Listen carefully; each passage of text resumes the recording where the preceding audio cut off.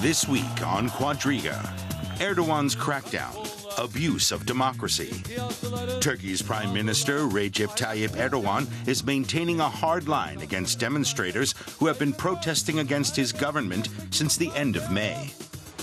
In addition to the police, the government has threatened to use the army to end the protests, and hundreds of people have been arrested in several Turkish cities.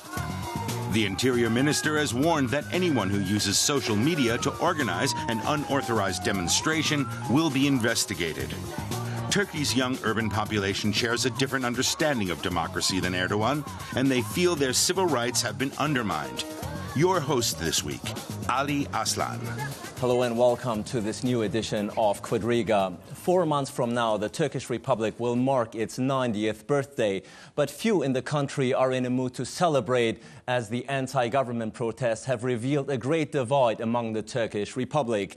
So the question is, where is Turkey headed? Who will prevail in this showdown between Prime Minister Erdogan and the anti-government protesters? That's what I want to talk about on today's show, together with these three experts. Welcome to Zafer Şenocak, who is an internationally acclaimed German-Turkish writer and poet. He has written many books about the cultural transformation of Turkey and was a guest professor at MIT and Berkeley. Günter Seufert worked as an author and journalist in Turkey for many years before joining the German Institute for International and Security Affairs here in Berlin. He is an expert on Turkish domestic and foreign policy. And Dilek Kurban is a columnist for the Turkish newspaper Milliyet. She's also a Mercator Fellow here in Berlin. Previously, she was a columnist for the Turkish newspaper Radikal and has served as a program director at the Turkish Economic and Social Studies Foundation, also known as TESEF. Welcome to you all. Troubling times in Turkey these days, indeed, Zafer Şenocak. Turkey's very much in the headlines, in the international media and in the international focus. The massive police crackdown has been widely reported on, and it probably has hurt the standing of Prime Minister Erdogan. So the question on everyone's mind is, Zafer Şenocak, and perhaps you have an answer to that. He must know that his standing is being hurt in the process. Why is he doing that? Why is he so uncompromising? This is a very, very big question, the $1 million question, I would say. I'm not even sure if he himself knows why he's doing that. Is there a concept for this policy? Turkey is going through a very sensitive period of transformation. The government started a very ambitious step towards to solve the Kurdish problem. And this problem is going since 30 years, struggle in the country. And it was such a big step. And it needed so much calm and so much stability in the country itself, in the society. Now, exactly the opposite is happening. There is no stability. There is a big gap between the different groups. There is a unity of groups. It was not imaginable before. Far right and far left. A lot of extremist groups, but also a lot of young people who are globalized, who are modern, who want to live in a liberal, open society. And I have the feeling that Mr. Erdogan cannot read more the signs of the time. And he cannot read more the signs he was creating through his policy of democratization and opening this country. He's a tragic figure at this moment, but on the same side, he is also not only tragic, he is also culpable for all these police abuses, for the injured people, especially for the police acting towards injured people, towards medical personnel. This is not only a political failure. I think this has juridical consequences in the end. And indeed, the police crackdown has been massive. Up until now, we're talking about 5,000 people injured and at least 4 people dead. The police has fired tear gas, not just in Taksim Square, but even in hospitals and in the hotels.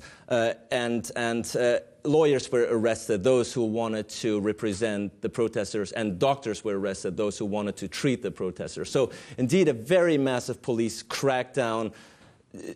How do you explain this, Günter Seufert? I think what is new is not the way the police crack down on demonstrators.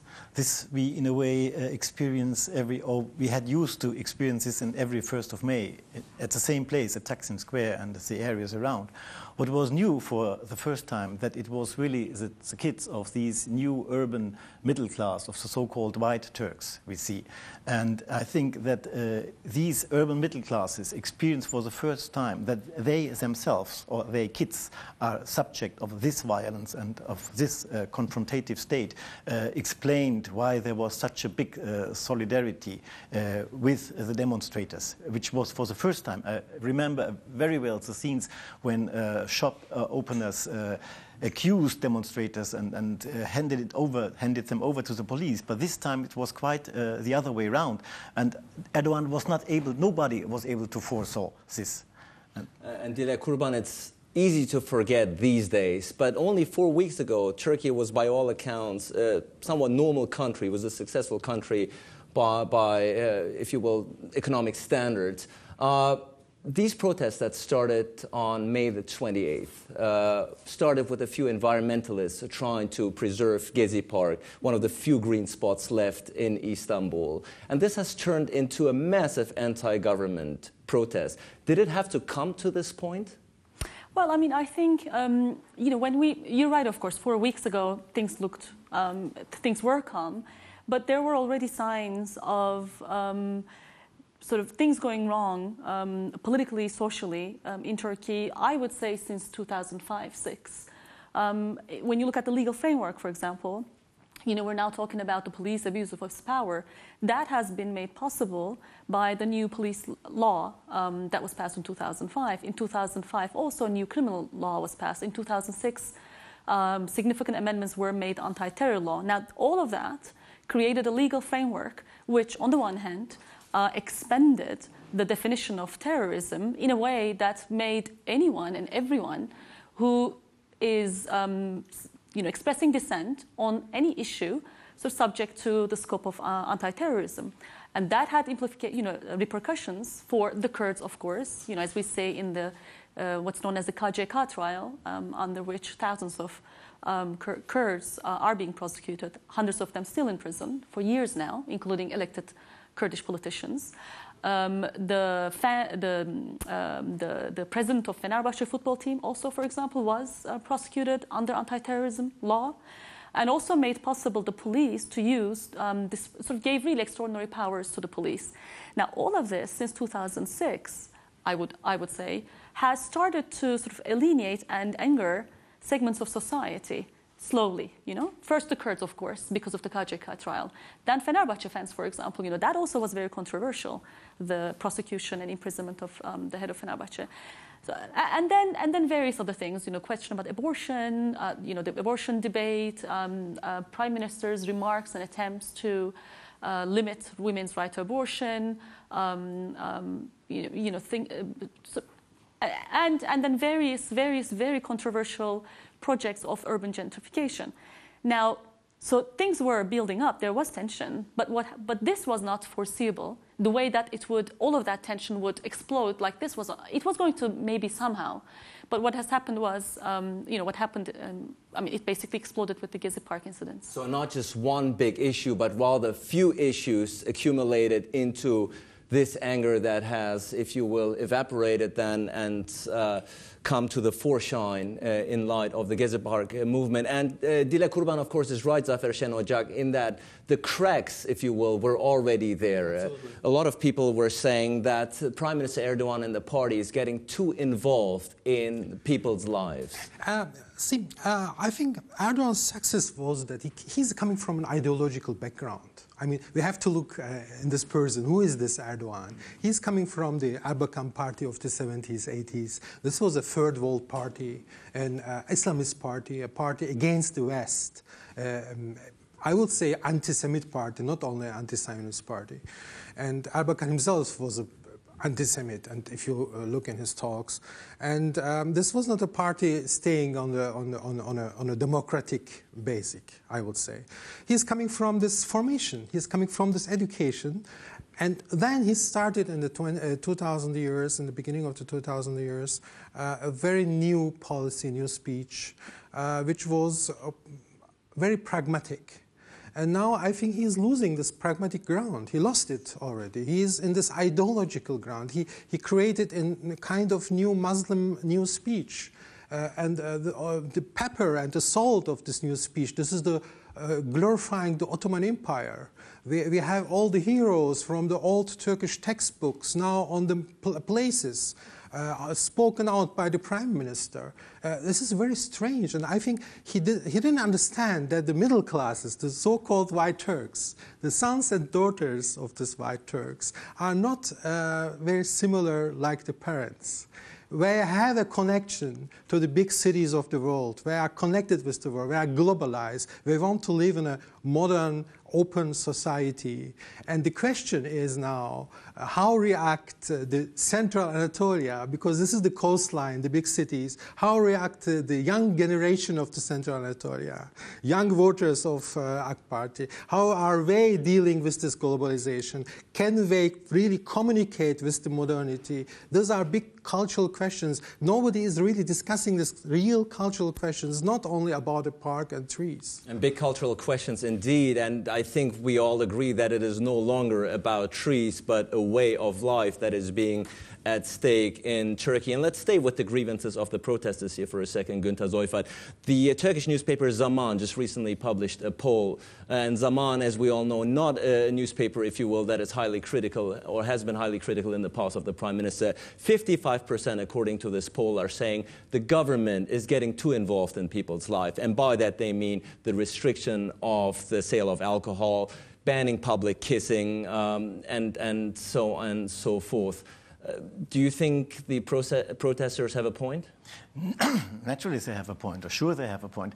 And what is a big question for me is if what Zafer said, how are the reactions in the possible electorate of Erdogan in central Anatolia, but also in the big cities. And a little bit disagree what you said, that Erdogan brought up a new discourse of Ottoman strength and of the authoritarian, powerful state. I think quite to the contrary, that this discourse exactly stems from the time of Erdogan, 20 years ago, 25 years ago. And even the concept of Davutoğlu is to be traced back to that time. But what is interesting that the actual Muslim conservative society of today in Turkey has changed a lot. When Erdogan came to power in 2002 and before, he represented a new urban Muslim middle class, a new Muslim entrepreneurship. He was in a way in very close contact with new Muslim intellectuals that had a lot of thoughtful production, of intellectual production. We remember the contract of Medina, concepts of living together, different cultures, different beliefs, and we saw a climate of tolerance in this new environment. And what we see today is due to the fact that Erdogan now reigns for 10 years and has get hold of the state apparatus, he's now falling back into an authoritarian discourse that is, in my view, that does not represent really a new generation of young Muslims. And therefore, it is exactly what you said, Zafer. The question is now how in the possible Erdogan electorate this is perceived. And in the poll you mentioned, there had been an outcome that Erdogan lost already 7 points of its electorate. I hope that this continues. And his standing is indeed diminishing within Turkey and certainly abroad, Dilek Kurban. But it's also true, isn't it, that Erdogan still has a lot of support. He has support, namely in central Anatolia. He has support in the Black Sea region. He has certainly the support in the more conservative neighborhoods in Istanbul. So Istanbul is not Turkey, and at the end of the day, these pictures that we're seeing in Taksim Square might be misperceiving in that it suggests that the entire country stands against him. Is that accurate? Mm-hmm. Well, actually, I would say Istanbul is Turkey in that Taksim doesn't represent all Istanbul, but Istanbul is really a microcosm of Turkey. I was in Istanbul last weekend and witnessed both the demonstrations at the time still ongoing at Gezi Park, but also saw people, boats buses of people going to the prime minister's rally. In that sense, it does represent the sort of the mixed, very mixed nature of Turkey. But you're right. I mean, he does have still a big support, but he also builds on a coalition of votes. So he takes, it's sort of AKP is not a homogeneous party, right? You have sort of shades of different political ideological lineages there. You have he gets votes from the nationalists, the right-wing nationalists. He gets certainly, of course, votes from devout Muslims, some from liberals, sort of Democrats, certainly from Kurds, devout Kurds, etc. The challenge for him is now, as it has always been, how to keep this coalition together. That's why when you look, and this is not the first time that Erdogan, Prime Minister Erdogan, is sort of being authoritarian in his discourse or policies. When you look at previous elections, municipal and national, before the elections he does that, right? And then, he wins the elections and then he comes with this very sort of reconciliatory speeches of I'm the prime minister of everybody. Going back to your first question earlier is why he's doing that. We now have 3 elections coming in 2 years. The municipal elections, the presidential elections, and of course the general elections. It's not we know that he wants to change the system from parliamentary democracy to presidential system. He wants to be a strong president.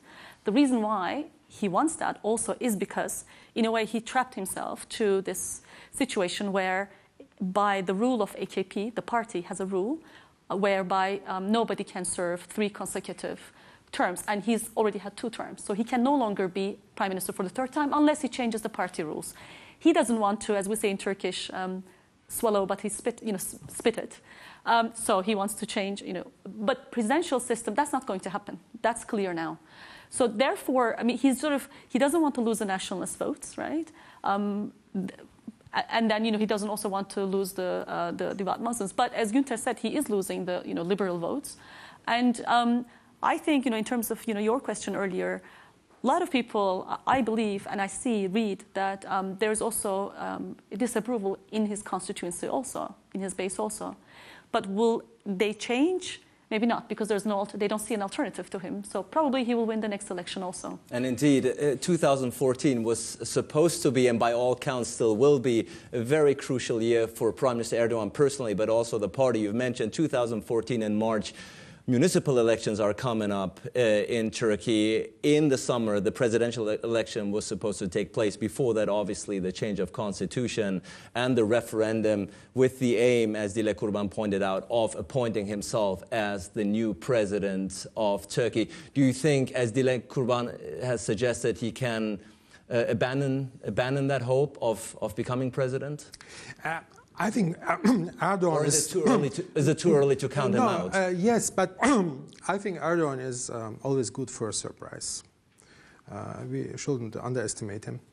The only one way he has now, I think, is to make a very big step towards a liberal constitution.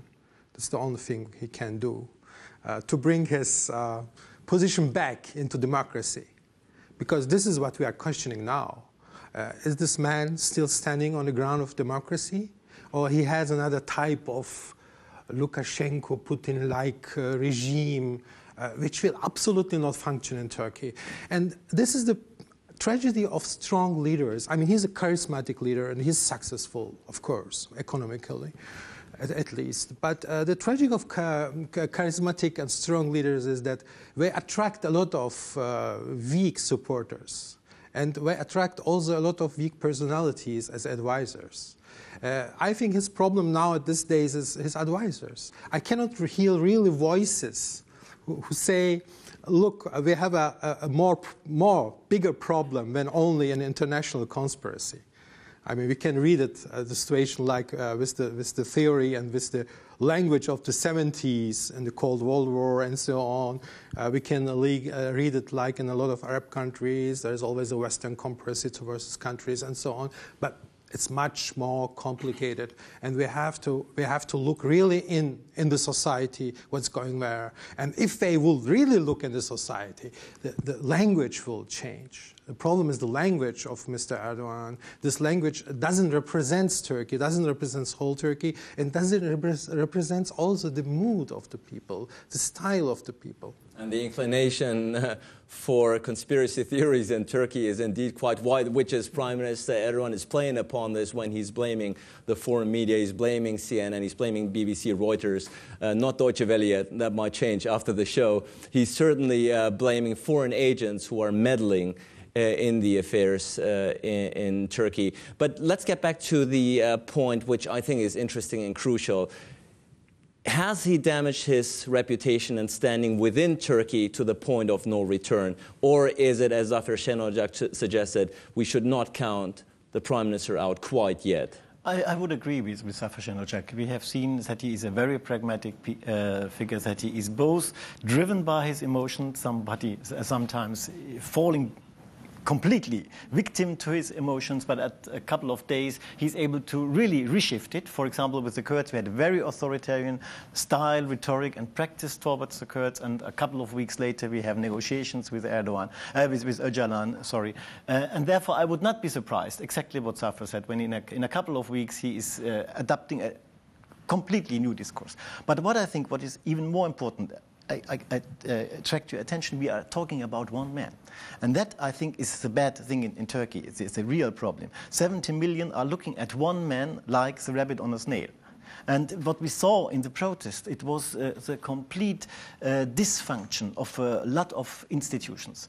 First, the press. We saw that the press for a couple of days did not report what happened. And this tells us a lot about the structure and the dependency on the press, on the government, on different reasons. Then we saw the dysfunction of the judiciary. There was almost no independent or no investigations against the brutality of the police without having felt a consent of the government to do it. Yeah?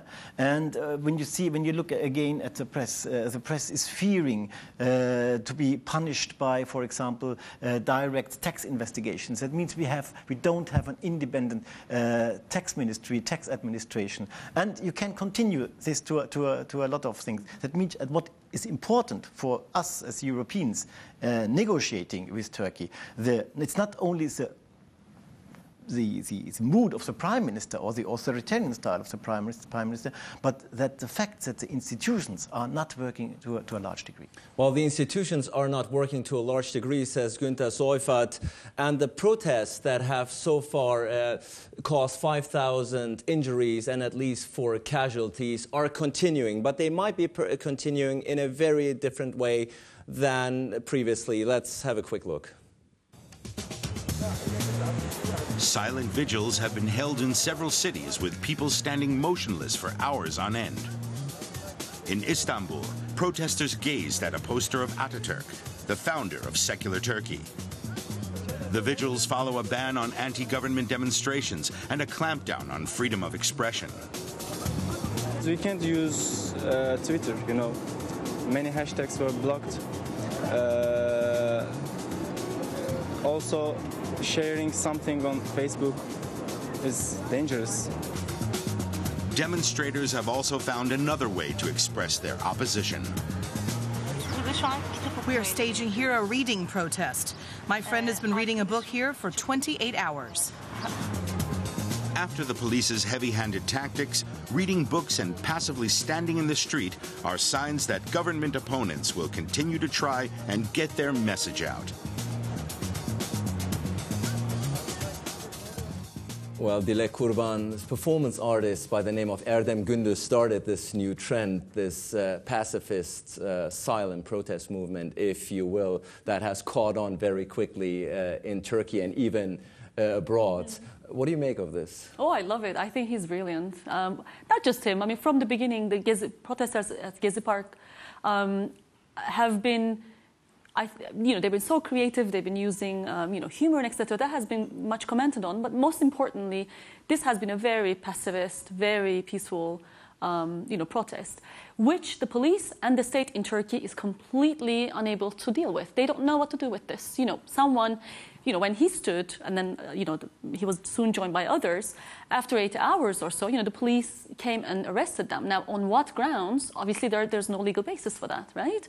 Just like 30-plus lawyers were arrested when they were, sort of making a demonstration at the courtroom.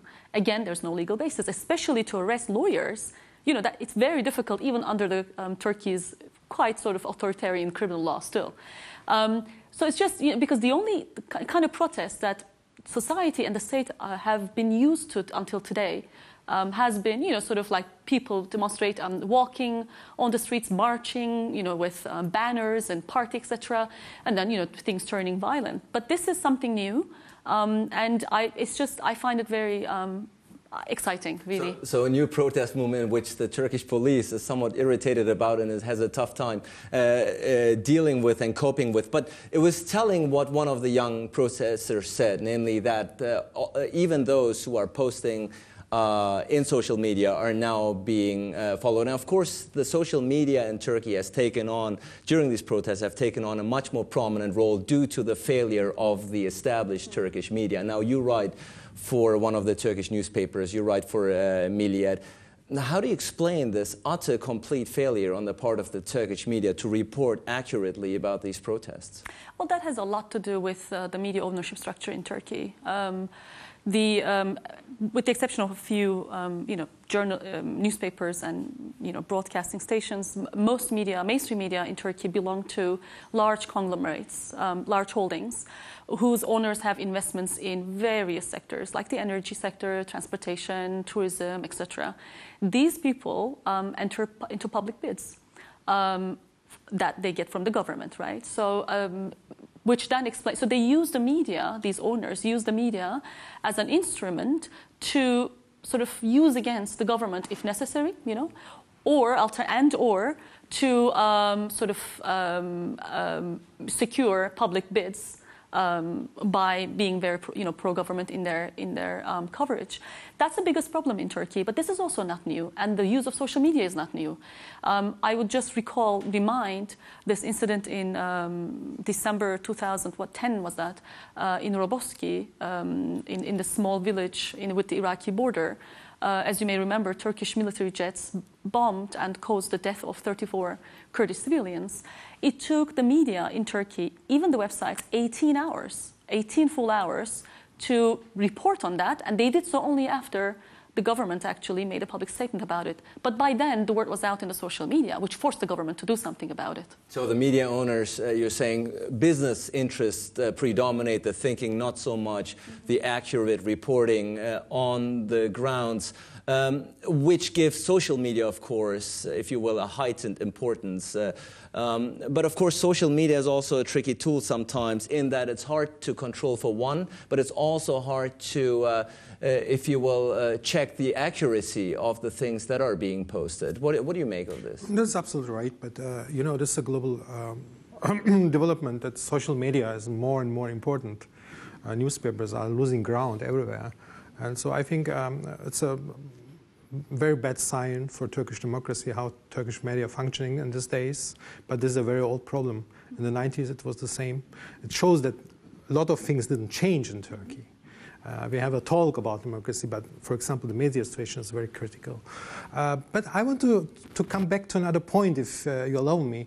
I think the real question of today is what's going on with the center-right in Turkey.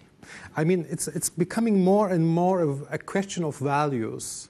The Muslim majority of the country has to deliver, and this is also your question, how are the news accurate? Who is lying? Who is saying not right things? This is a value question. When Prime Minister says that there was a mosque where demonstrators, followed by the police, find refuge, and they were drinking alcohol there. When he repeats this, and he cannot deliver a proof, this is a scandalous situation. This is a scandalous situation for every devout Muslim. Can a prime minister coming from a Muslim background lie openly to the masses? This is not possible. And this is a very, very critical situation. I don't understand. This is why I say this man has very bad advisors around. What does people think? How this pictures, how this talking, and of course also in social media a lot of irritations and allegations which are not right are going around. But the members of not every member of the social media is prime minister in Turkey. And you've already mentioned And you've already mentioned the rhetoric on the part of Prime Minister Erdogan, if you will, to rally his more religious supporters, which begs the question, because the foreign media is reporting on a very polarized country. It is reporting mainly on religious AKP supporters versus this is secular. absolutely not right. That was going to be my question. Yeah. Is this an accurate, is this a black and white thing? This is too simple, and we will see how it will develop in the next years. It's a long process. You know, I think this is also a philosophical problem, because if you live in a modern world, if you have these big cities, this free style of life, if you come from a Muslim background, you have to arrange yourself with this new situation.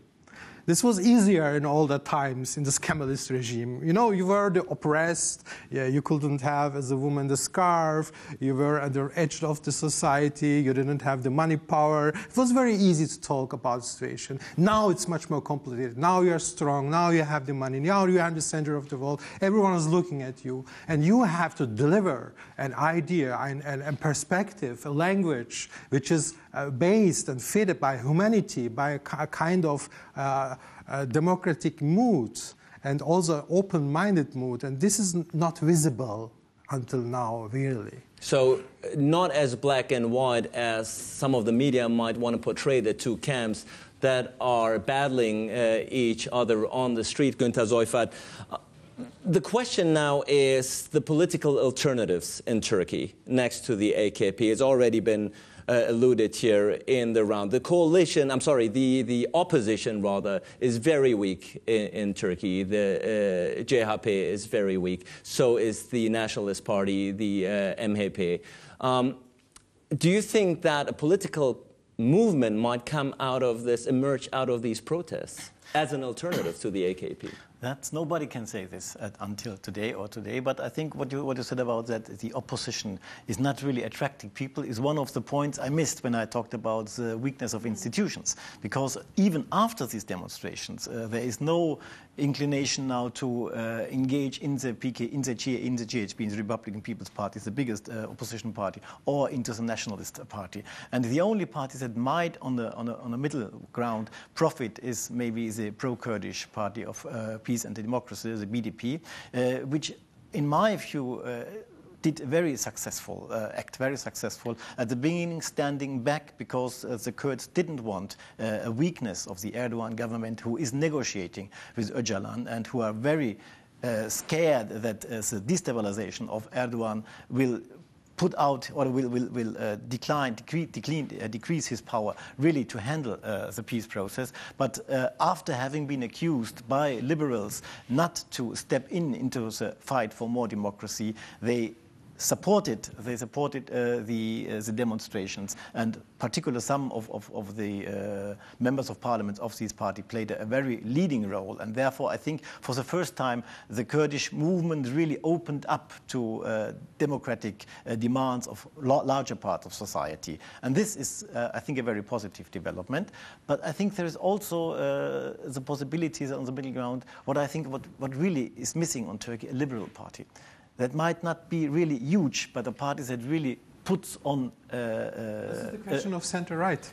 Yes, exactly. In Turkey everything is a question of center-right. It's a big question. If I may, the big majority of the people. Until now, the cause of the demonstrations has in a way reproduced the old clash between the core nation, the Muslim Turks, in a way, conservative Turks, which are the majority of society, and the other parts of society, which are a numeral minority, the urban Kemalists, the secularists, the Alawites, and all these smaller groups from Christians to Yazidis. And these, until now, this was reproduced, this clash. And now the question is exactly what Zafer was saying. How are the liberal or the more rational parts of the Muslim conservative population, the businessmen, the intellects, the writers, how are they going to deal with it? And will they found some common ground with the other parts of society? And Dilek Kurban, another important question might be, what is happening within the AKP? What is happening within the party? A lot of people are looking towards President Abdullah Gül, for instance, who seems to be, for the time being at least, the more reasonable voice, if you will. How likely do you think there's going to be a crack within the AKP party? in that another movement out of this party might emerge? Well, I mean, I think, for a while I've been thinking, and I still hold that thought, that we will see something parallel to what has happened before. AKP coming out of the welfare party, I think eventually something similar will happen. There were already attempts towards that, unsuccessful. The alternative to AKP will still come from the Muslim majority and possibly from AKP. So far, the only real critical voice, who is very outspoken, has been the former Minister of Culture, who had actually opposed the Gezi Park project and many other sort of these crazy projects of the Prime Minister, including the Third Bridge, big mosque on Çamlıca, etc. And he even organized a press meeting yesterday. And then two more members of the parliament from AKP also spoke out, one of whom is an Alevi. As for President Gül, he and Vice Prime Minister Bülent Arınç have been very much praised, rightfully so, to a certain extent, I would say. I mean, certainly they are, much more, compared to the Prime Minister, pretty much every politician now is much more sort of mild and, their tone is nice. But when you look at Gül, and even Arınç's apology was very unsubstantiated. That was an apology that still, he said, I apologize, we apologize, but it was not based on truth and justice. It was still based on distortion of the fact that the police, they were still, defending the police. Even President Gül did that. And he has changed his rhetoric after Prime Minister came back to Turkey from Middle East. So, I mean, I don't see much difference in terms of their substantive, ground. In terms of what's going to happen, it's very early to say, because a lot of this is psychology and social psychology. I mean, to try to understand the Prime Minister, I think a lot has to do with his own, sort of psychology. He really didn't expect this. He'd see this as a threat, an existential threat to himself.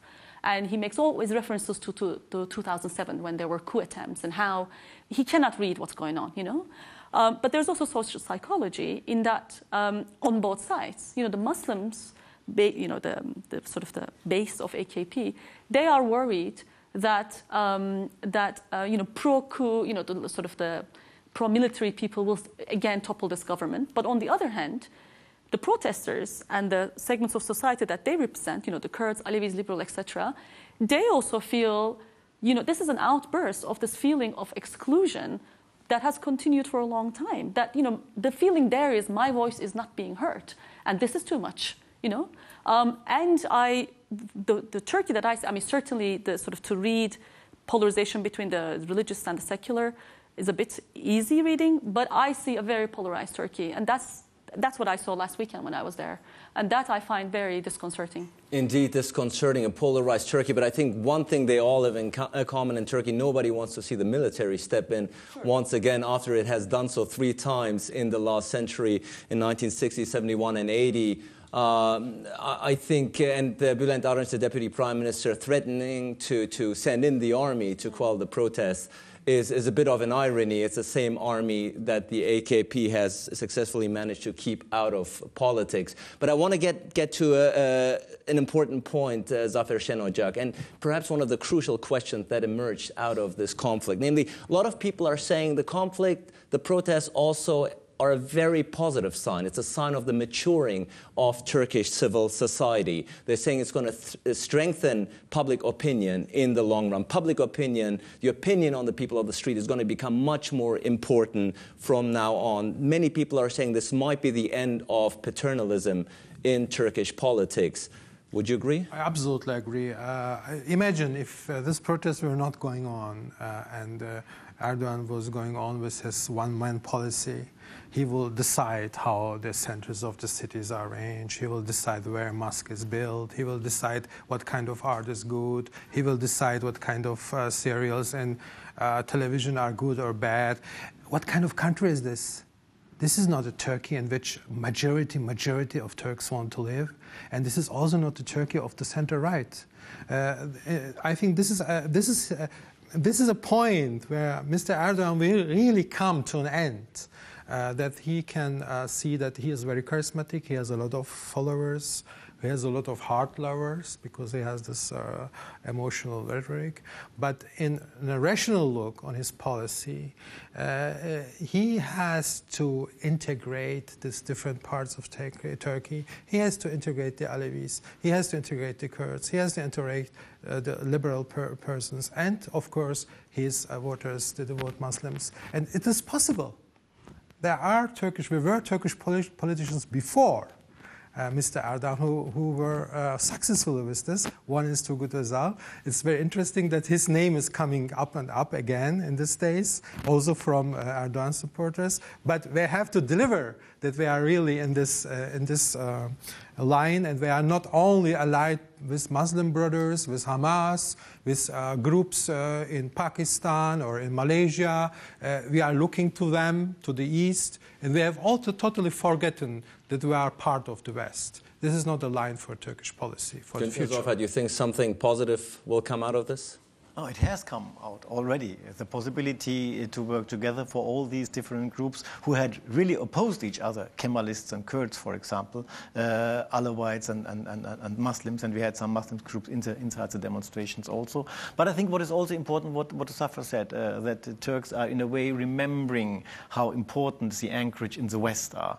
In the West is, because particularly in I think in the Kurdish movement, but also in the Kemalist and urban movement, there was a big disappointment, true and justified disappointment about the bad relations with Europe, about the stalled membership process. And the danger that I see now today, that due to the fact that Erdogan showed how authoritarian his government is, that the EU is now considering even to slow down the membership process even more. And what we see now, we should be happy that we have now again a society that is longing for European norms, that is longing for more democratization, and we should try to keep our connections with this part of society and to expose pressure on the government. Well, the protests have been going on for 3 weeks now in Turkey, and by all accounts, they will continue to go on for some time to come. We will all observe and continue to monitor the situation, of course, in Turkey, and perhaps the protesters will get their voice heard during election time in 2014. I want to thank my guests for their insights. I want to thank you out there for tuning in. I'm looking forward to seeing you again next week for a new edition of Quadriga.